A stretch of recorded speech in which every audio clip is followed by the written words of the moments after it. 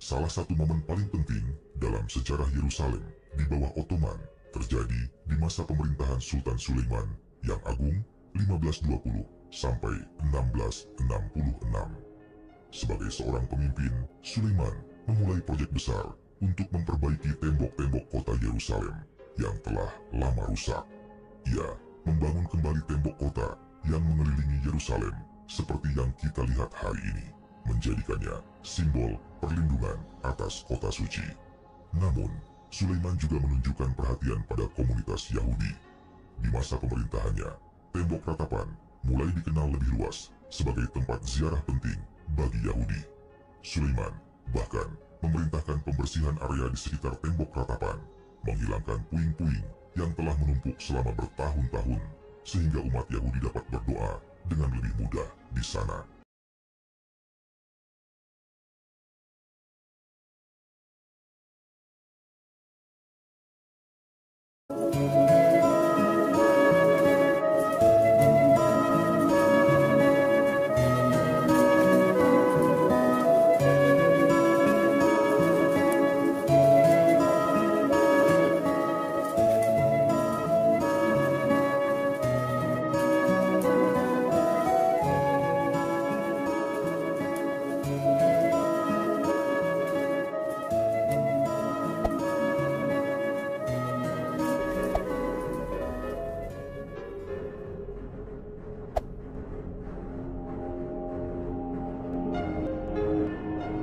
Dalam sejarah Islam, tembok ratapan atau Al-Buraq Wall memiliki kisahnya sendiri yang berbeda dari narasi Yahudi. Bagi umat Islam, tembok ini bukan hanya sekadar bagian dari sisa reruntuhan bait suci, tetapi juga terkait erat dengan salah satu peristiwa paling suci dalam sejarah, Isra Mi'raj Nabi Muhammad. Kisah ini tidak hanya penuh dengan makna spiritual, tetapi juga menyimpan misteri yang hingga kini terus diperbincangkan. Pada suatu malam yang tenang, Nabi Muhammad mengalami peristiwa luar biasa yang dikenal sebagai Isra Mi'raj.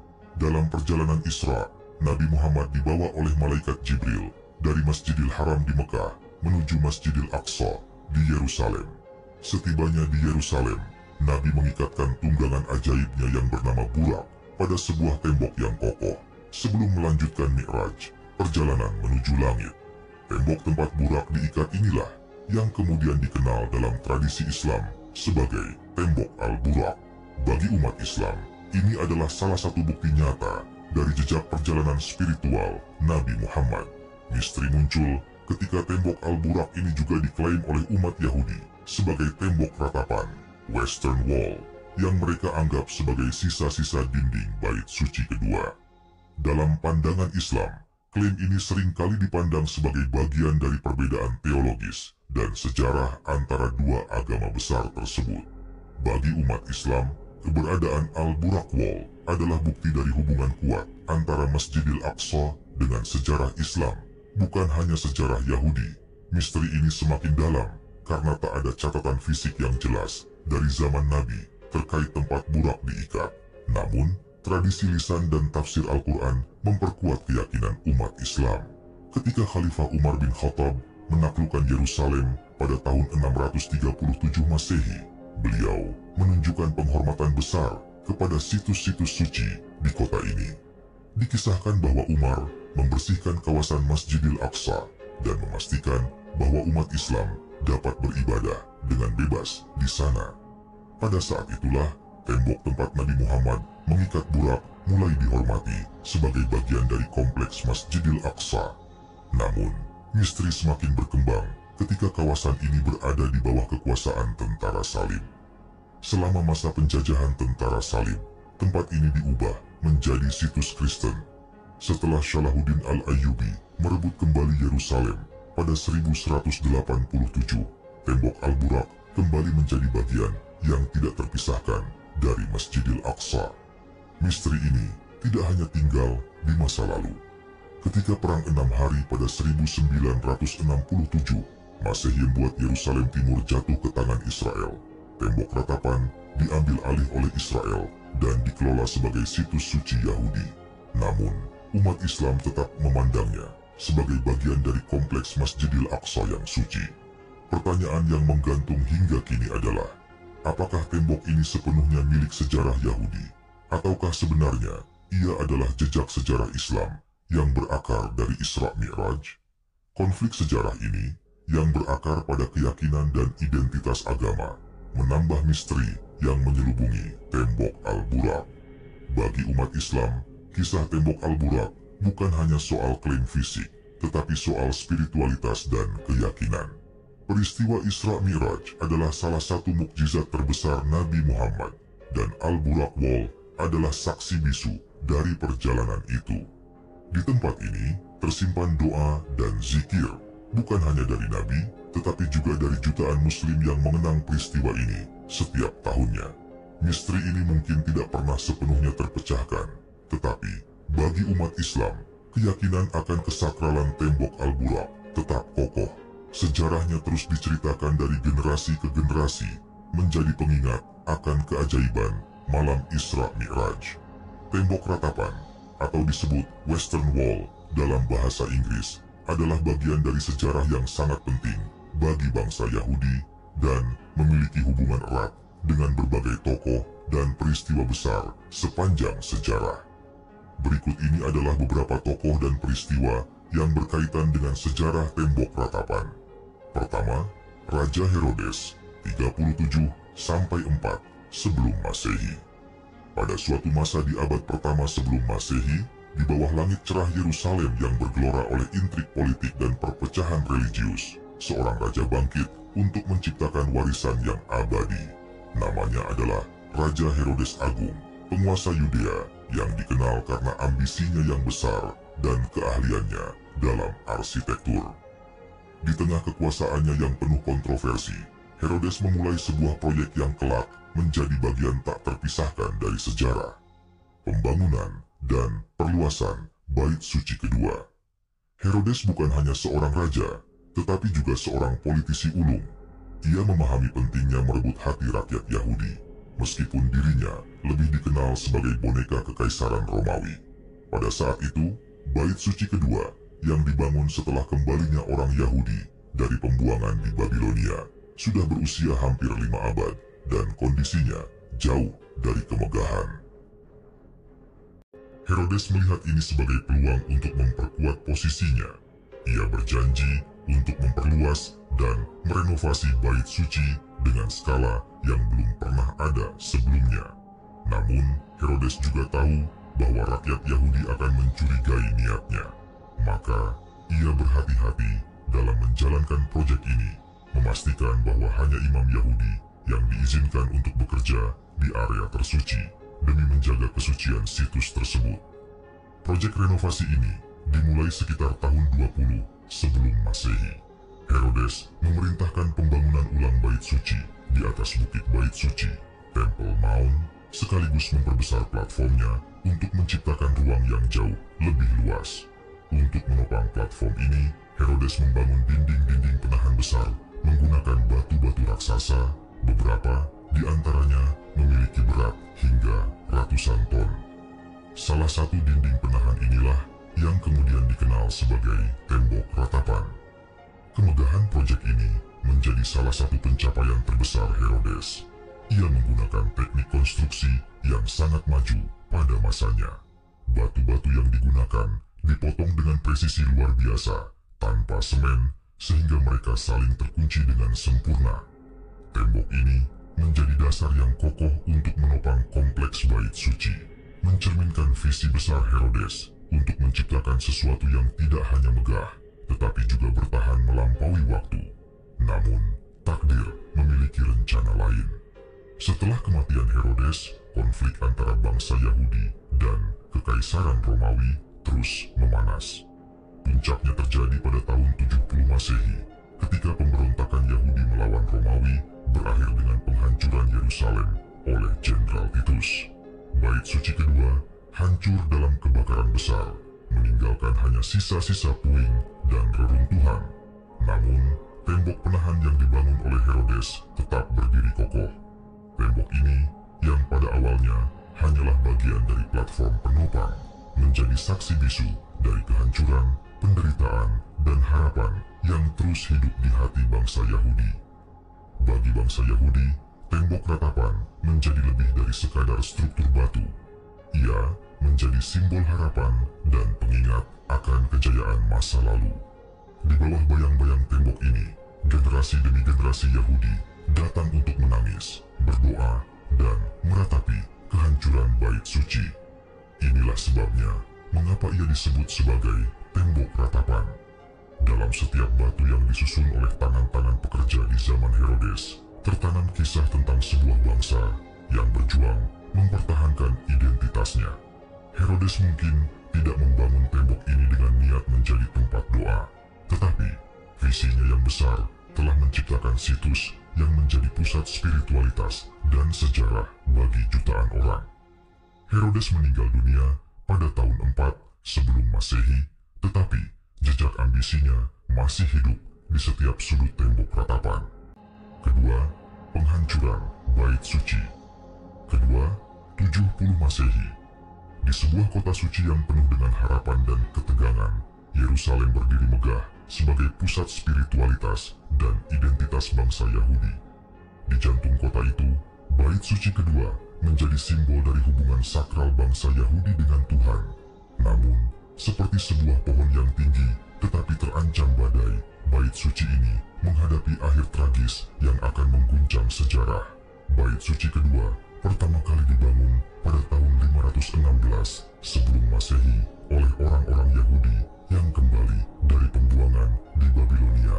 Namun, proyek besar itu mencapai puncaknya di bawah pemerintahan Raja Herodes Agung pada abad pertama sebelum Masehi. Herodes melakukan renovasi besar-besaran, memperluas kompleks bait suci hingga menjadi salah satu bangunan paling megah di dunia kuno. Selama beberapa dekade, bait suci kedua menjadi pusat kehidupan religius bangsa Yahudi. Disinilah mereka mempersembahkan kurban, berdoa, dan merayakan hari-hari besar mereka. Bagi mereka, bait suci adalah lambang hubungan langsung dengan Tuhan, tempat yang paling suci di muka bumi. Namun, kehadiran Kekaisaran Romawi yang mendominasi wilayah Yudea menjadi duri dalam daging bagi bangsa Yahudi. Pajak yang berat, penindasan, dan campur tangan dalam urusan keagamaan memicu ketidakpuasan yang mendalam. Pada tahun 66 Masehi, ketegangan ini memuncak menjadi pemberontakan besar yang dikenal sebagai pemberontakan Yahudi pertama. Orang-orang Yahudi, meskipun kalah jumlah dan kekuatan, berani menantang Kekaisaran Romawi. Yerusalem menjadi benteng terakhir perlawanan mereka, dan bait suci menjadi simbol perjuangan mereka. Namun, Romawi tidak tinggal diam. Kaisar Nero mengirim salah satu jenderalnya yang paling tangguh, Vespasian, dan kemudian putranya, Titus, untuk menghancurkan pemberontakan ini. Pada tahun 70 Masehi, pasukan Romawi mengepung Yerusalem. Pengepungan itu brutal dan penuh penderitaan. Kelaparan melanda, penyakit menyebar, dan rakyat mulai kehilangan harapan. Tetapi, orang-orang Yahudi terus bertahan, berpegang teguh pada keyakinan mereka bahwa Tuhan akan menyelamatkan mereka. Namun, pada akhirnya, kekuatan Romawi tak terelakkan. Titus memimpin serangan terakhir ke kota, menghancurkan tembok-tembok pertahanan Yerusalem, dan memasuki Bukit Bait Suci. Dalam kekacauan itu, Bait Suci terbakar habis. Api melahap kayu-kayu dan perabotan emas yang ada di dalamnya, sementara ribuan orang Yahudi tewas dalam pertempuran atau ditawan. Tembok-tembok penahan yang dibangun oleh Herodes tetap berdiri, tetapi bait suci yang mereka topang hancur menjadi abu. Sebuah bangsa yang telah menaruh harapan pada rumah Tuhan mereka, kini hanya bisa menyaksikan reruntuhan tempat suci itu. Di tengah kehancuran total, ada satu bagian dari Bukit Bait Suci yang tetap berdiri kokoh. Sebuah dinding penahan yang dibangun oleh Raja Herodes. Tembok ini, yang kelak dikenal sebagai tembok ratapan, menjadi satu-satunya pengingat fisik dari keagungan Bait Suci kedua. Bagi bangsa Yahudi, tembok ratapan bukan hanya tumpukan batu, tetapi simbol ketabahan dan harapan. Disinilah mereka datang untuk menangis dan berdoa, meratapi kehancuran bait suci, dan memohon kedatangannya kembali. Setiap air mata yang mengalir di bawah tembok ini adalah pernyataan kesetiaan mereka kepada Tuhan. Meskipun bait suci mereka telah lama hilang. Penghancuran bait suci kedua menandai awal dari diaspora Yahudi. Mereka tersebar ke seluruh dunia, tetapi Yerusalem dan tembok ratapan tetap menjadi pusat kerinduan spiritual mereka. Dalam doa harian mereka, bangsa Yahudi selalu mengucapkan tahun depan di Yerusalem sebagai harapan untuk kembali ke tanah leluhur mereka.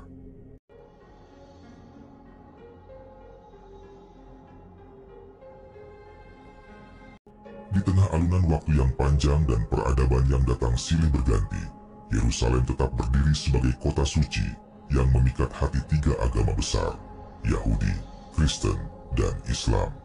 Salah satu simbol kesucian itu adalah tembok ratapan yang menyimpan kisah-kisah penuh misteri, perjuangan, dan harapan.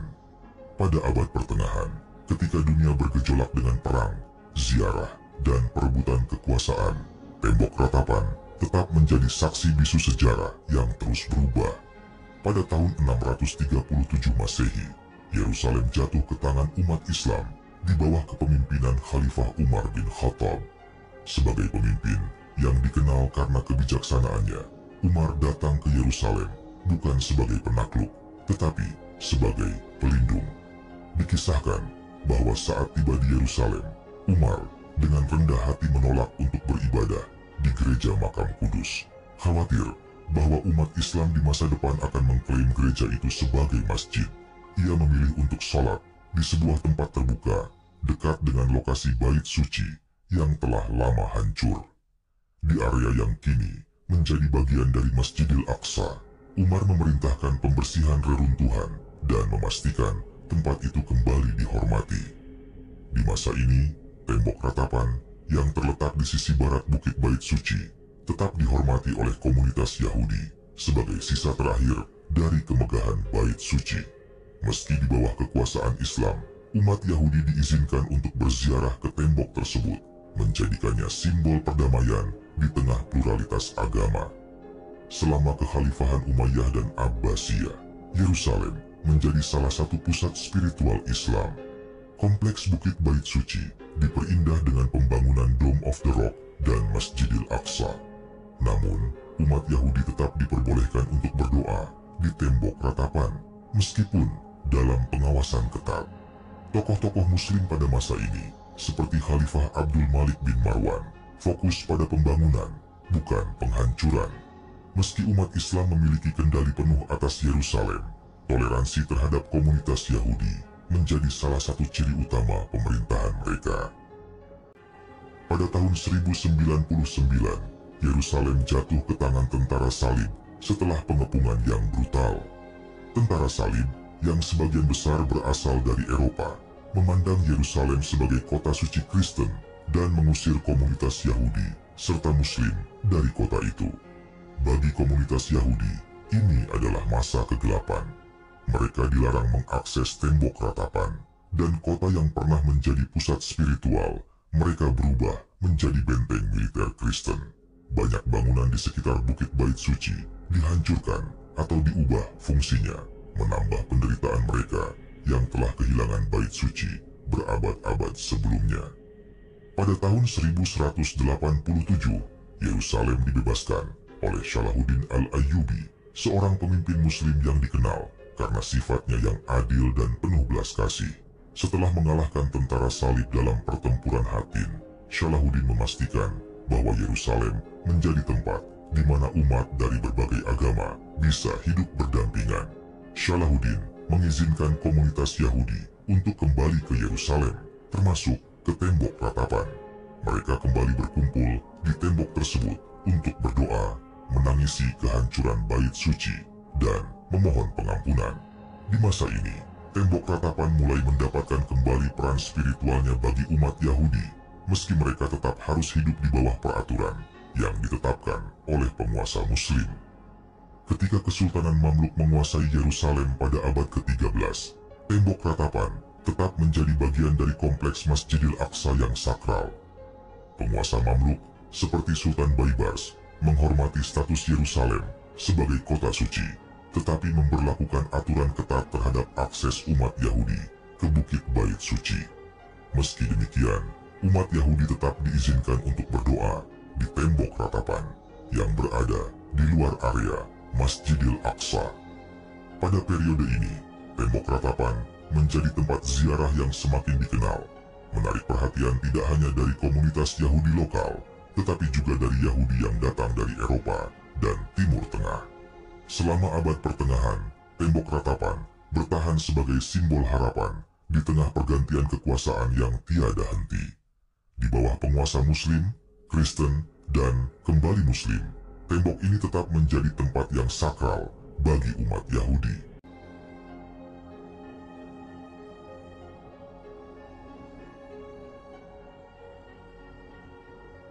Masa Kekaisaran Ottoman 1517 sampai 1917. Dalam riuh rendah sejarah Yerusalem yang tak pernah surut, datanglah sebuah era baru pada tahun 1517 ketika Kesultanan Ottoman mengambil alih kekuasaan atas kota suci itu. Di bawah panji kekhalifahan yang membentang dari Eropa hingga Timur Tengah, Yerusalem memasuki babak baru di bawah pemerintahan Sultan Selim I yang diikuti oleh putranya, Sultan Sulaiman yang Agung. Tembok ratapan yang telah lama menjadi simbol harapan bagi bangsa Yahudi tetap berdiri kokoh, menunggu cerita baru diukir di atas bebatuan tuanya. Ketika Kekaisaran Ottoman mengambil alih Yerusalem dari Kesultanan Mamluk, mereka membawa semangat baru untuk melindungi tempat-tempat suci yang ada di kota tersebut. Ottoman melihat Yerusalem sebagai pusat spiritualitas yang tidak hanya penting bagi umat Islam, tetapi juga bagi Yahudi dan Kristen. Sultan Selim I memastikan bahwa akses ke tempat-tempat suci, termasuk tembok ratapan, tetap terjaga. Pada masa ini, bangsa Yahudi yang telah lama menghadapi pengusiran dan diskriminasi di berbagai tempat, menemukan perlindungan di bawah payung Kekaisaran Ottoman. Yerusalem menjadi rumah bagi komunitas Yahudi yang kecil, tetapi berkembang, dan tembok ratapan tetap menjadi pusat spiritual mereka, tempat di mana mereka datang untuk berdoa dan menangisi kehancuran bait suci. Salah satu momen paling penting dalam sejarah Yerusalem di bawah Ottoman terjadi di masa pemerintahan Sultan Sulaiman yang Agung 1520 sampai 1666. Sebagai seorang pemimpin yang dikenal karena kecintaannya pada seni dan arsitektur, Sulaiman memulai proyek besar untuk memperbaiki tembok-tembok kota Yerusalem yang telah lama rusak. Ia membangun kembali tembok kota yang mengelilingi Yerusalem seperti yang kita lihat hari ini, menjadikannya simbol perlindungan atas kota suci. Namun, Sulaiman juga menunjukkan perhatian pada komunitas Yahudi. Di masa pemerintahannya, tembok ratapan mulai dikenal lebih luas sebagai tempat ziarah penting bagi Yahudi. Sulaiman bahkan memerintahkan pembersihan area di sekitar tembok ratapan, menghilangkan puing-puing yang telah menumpuk selama bertahun-tahun, sehingga umat Yahudi dapat berdoa dengan lebih mudah di sana. Legenda mengatakan bahwa Sulaiman pernah bermimpi didatangi oleh Nabi Daud yang memintanya untuk merawat Yerusalem dan tempat-tempat sucinya, termasuk tembok ratapan. Terlepas dari apakah legenda ini benar atau tidak, perhatian Sulaiman terhadap tembok ratapan adalah bukti dari komitmennya untuk menjaga keberagaman dan toleransi di Yerusalem. Meskipun Ottoman pada umumnya memberikan toleransi kepada komunitas Yahudi, kehidupan mereka di Yerusalem tidak selalu mudah. Pajak yang berat dan peraturan ketat seringkali menjadi hambatan bagi mereka. Namun, tembok ratapan tetap menjadi sumber kekuatan spiritual.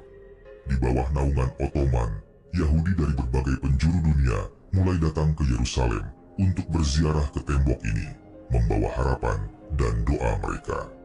Tembok ratapan menjadi tempat bagi mereka untuk meratapi kehancuran bait suci, tetapi juga untuk bermimpi tentang masa depan di mana bait suci akan dibangun kembali.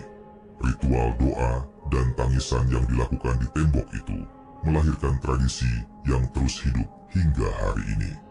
Sebagai bagian dari kompleks Bukit Bait Suci, Temple Mount, tembok ratapan, juga berada di bawah pengawasan otoritas Islam. Umat Islam menghormati situs ini sebagai bagian dari sejarah mereka sendiri, menyebutnya sebagai bagian dari Al-Buraq Wall, tempat Nabi Muhammad mengikat Burak dalam perjalanan Isra Mi'raj. Hal ini seringkali menciptakan ketegangan tentang siapa yang memiliki hak utama atas tembok ini. Pada beberapa kesempatan, pihak otoritas Ottoman menetapkan aturan yang membatasi umat Yahudi dari membawa barang-barang tertentu atau melakukan ritual tertentu di dekat tembok ratapan. Meski begitu, ziarah Yahudi ke tempat ini terus berlangsung, mencerminkan ketahanan spiritual mereka di tengah tantangan. Menjelang akhir era Ottoman, Yerusalem mulai menarik perhatian kekuatan asing. Ziarah Yahudi ke tembok ratapan meningkat seiring dengan pertumbuhan gerakan Zionisme di Eropa. Tembok ini menjadi simbol perjuangan untuk identitas Yahudi yang mulai berkembang menjadi aspirasi politik. Namun, ketegangan antara komunitas Yahudi dan Muslim mengenai akses dan hak atas tembok ratapan juga semakin meningkat. Pihak otoritas Ottoman seringkali berada di tengah-tengah, mencoba menjaga keseimbangan antara dua komunitas yang sama-sama menganggap tempat itu sebagai suci. Pada tahun 1917, kekuasaan Ottoman atas Yerusalem berakhir setelah lebih dari 400 tahun, ketika Inggris merebut kota itu selama Perang Dunia I. Namun, warisan era Ottoman tetap hidup di Yerusalem, termasuk perhatian yang mereka berikan kepada tembok ratapan sebagai situs yang penuh makna spiritual. Di masa Ottoman, tembok ratapan berkembang dari sekadar sisa reruntuhan menjadi simbol harapan yang lebih besar bagi bangsa Yahudi. Melalui perlindungan dan toleransi yang diberikan oleh beberapa tokoh Ottoman, tembok ini menjadi saksi bisu dari perjalanan panjang sejarah Yerusalem, dari kehancuran hingga kelahiran kembali.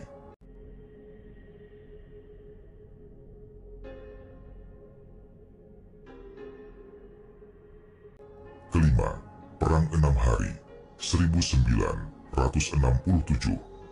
Di tengah ketegangan yang membara di Timur Tengah, sebuah perang besar pecah pada bulan Juni 1967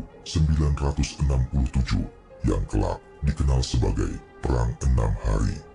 Perang ini tidak hanya mengubah peta geopolitik kawasan, tetapi juga membawa momen penting bagi bangsa Yahudi ketika mereka akhirnya merebut kembali kendali atas tembok ratapan, sisa terakhir dari Bait Suci kedua yang selama ribuan tahun menjadi simbol harapan dan kerinduan mereka. Sebelum Perang 6 Hari, Yerusalem Timur, tempat tembok ratapan berada di bawah kendali Yordania sejak 1948. Dalam Perang Arab Israel pada tahun 1688 tersebut, Yerusalem terbagi menjadi dua. Yerusalem Barat di bawah kendali Israel dan Yerusalem Timur, termasuk Bukit Bait Suci dan tembok ratapan, dikuasai oleh Yordania. Bagi umat Yahudi, kehilangan akses ke tembok ratapan adalah pukulan besar. Selama 19 tahun, mereka tidak diizinkan berdoa di situs suci itu. Tembok yang telah menjadi pusat spiritual mereka selama ribuan tahun kini terpisah oleh konflik politik. Di sisi lain, kawasan tersebut juga menjadi titik ketegangan dengan masing-masing pihak mengklaim hak atas Yerusalem. Ketegangan meningkat pada pertengahan tahun 1967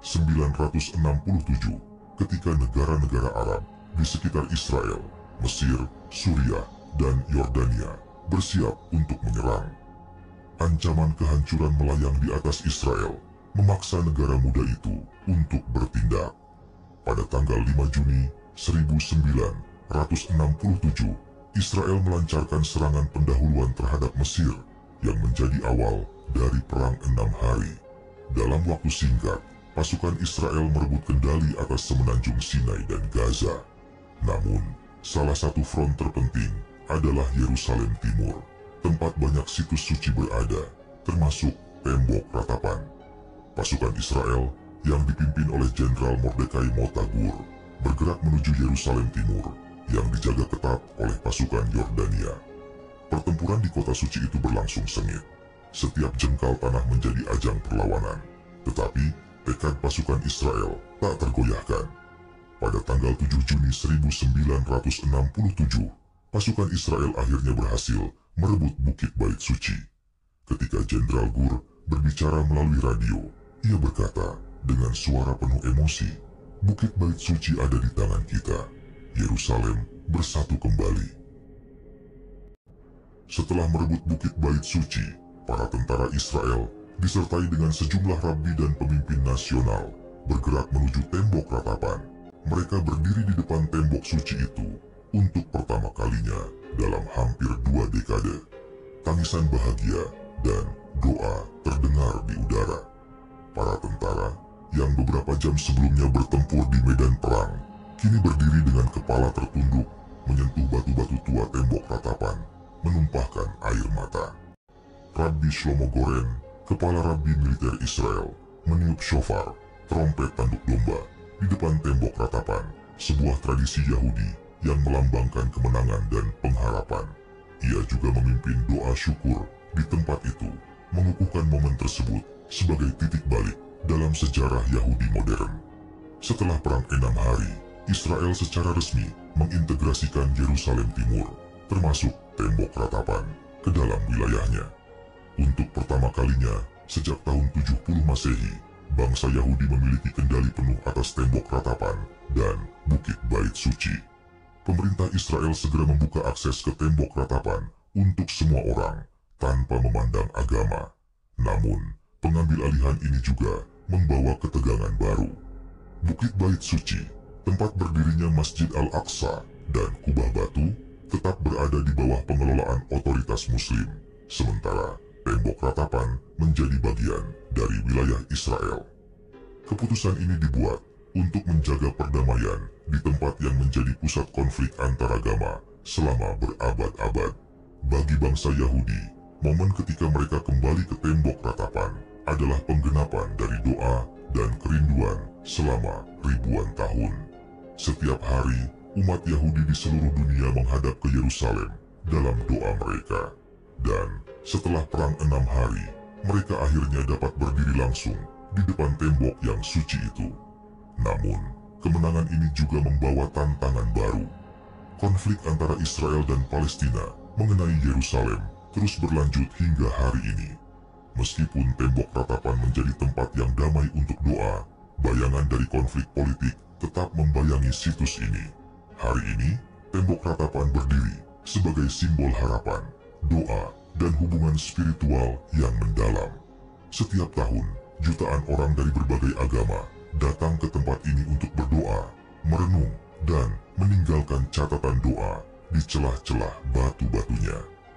Momen pada perang 6 hari, ketika bangsa Yahudi kembali ke tembok ratapan, menjadi bagian tak terpisahkan dari sejarah modern mereka. Sebuah momen yang mengingatkan dunia tentang bagaimana iman dapat bertahan di tengah badai sejarah.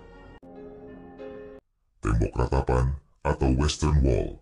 Tembok ini disebut sebagai Hakotel Hama Aravi dalam bahasa Ibrani, yang berarti tembok barat, tetapi dunia lebih mengenalnya sebagai tembok ratapan karena tangisan doa yang senantiasa terdengar di sana. Bagi bangsa Yahudi, tembok ratapan adalah titik terdekat mereka dengan tempat Maha Kudus, Holy of Holies, di Bait Suci, yang diyakini sebagai tempat kehadiran Tuhan secara nyata. Ia adalah simbol universal dari ketahanan, tempat di mana manusia dapat merenungkan sejarah panjang umat manusia, mengingat pentingnya perdamaian, dan mencari penghubung dengan Yang Maha Kuasa. Setiap batu di tembok ratapan membawa cerita, tidak hanya dari bangsa Yahudi, tetapi juga dari semua orang yang mencari makna dalam hidup mereka. Batu-batu itu telah menyaksikan kehancuran dan kelahiran kembali, tangisan dan tawa, doa dan mimpi. Tembok ini adalah pengingat bahwa meskipun dunia terus berubah dan sejarah penuh dengan liku-liku, iman dan harapan dapat bertahan melampaui semua itu. Tembok ratapan adalah bukti bahwa bahkan di tengah kehancuran masih ada tempat bagi manusia untuk menemukan kekuatan, berdoa, dan percaya pada masa depan yang lebih baik. Wallahu a'lam bishawab. Semoga kisah ini bermanfaat. Lebih dan kurangnya mohon dimaafkan. Yang benar datangnya dari Allah Subhanahu wa Ta'ala. Khilaf atau keliru itu datangnya dari saya pribadi sebagai manusia biasa.